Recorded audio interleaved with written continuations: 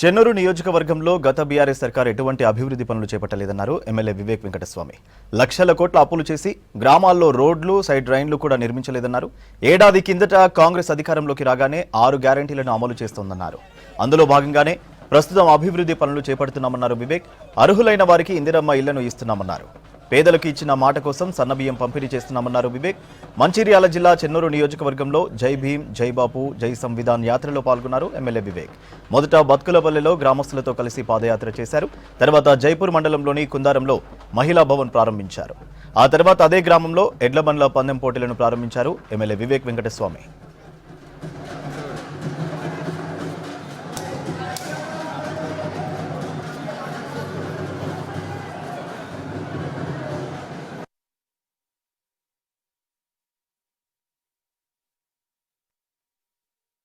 రాష్ట్రంలో 85 లక్షల ration card ఉన్నాయి. మన కొత్త ప్రభుత్వం వచ్చిన తర్వాత ఇంకొక 20 లక్షల రేషన్ కార్డు, కొత్త రేషన్ కార్డు వాళ్ళు ఇవ్వలే కదా. టీఆర్ఎస్ ప్రభుత్వం, కాంగ్రెస్ ప్రభుత్వము మీ అందరికీ కూడా కొత్త రేషన్ కార్డులు ఇవ్వాలని చెప్పి ఒక ఫ్యామిలీ కార్డు, అంటే ఇది కంప్యూటర్లో, మనం ఈ కంప్యూటర్లో పోయినప్పుడు మనకు దాంట్లో ఈ మన పేరు ఫీడ్ చేస్తే మనకు రాజీవ్ ఆరోగ్యశ్రీ స్కీమ్లో ఎన్ని పైసలు ఖర్చు పెట్టుకున్నారు, మనకు ఈ స్కీమ్లో ఇన్ని నిధులు ఈ పార్టీకి వచ్చినాయి, ఇవన్నీ కూడా రావడానికి సాఫ్ట్వేర్ డెవలప్మెంట్ చేస్తున్నారు. అందుకోసానికి సమయం అవుతుంది.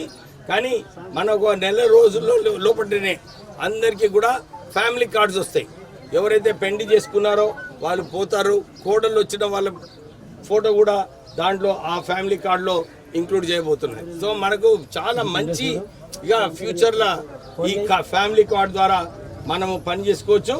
మీరు ఏదైతే ఎదురు చూస్తున్నారో మనకి ఈ రేషన్ కార్డు వచ్చిన తర్వాత మన స్కీమ్స్ అన్నీ కూడా ఈ కార్డుతోనే లింక్ అయి ఉంటుంది.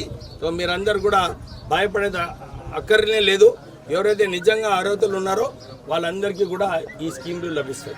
అన్ని చోట్ల, అన్ని గ్రామాలలో శ్మశాన వాటికకు వెళ్ళడానికి సరిగా రోడ్లు లేవు.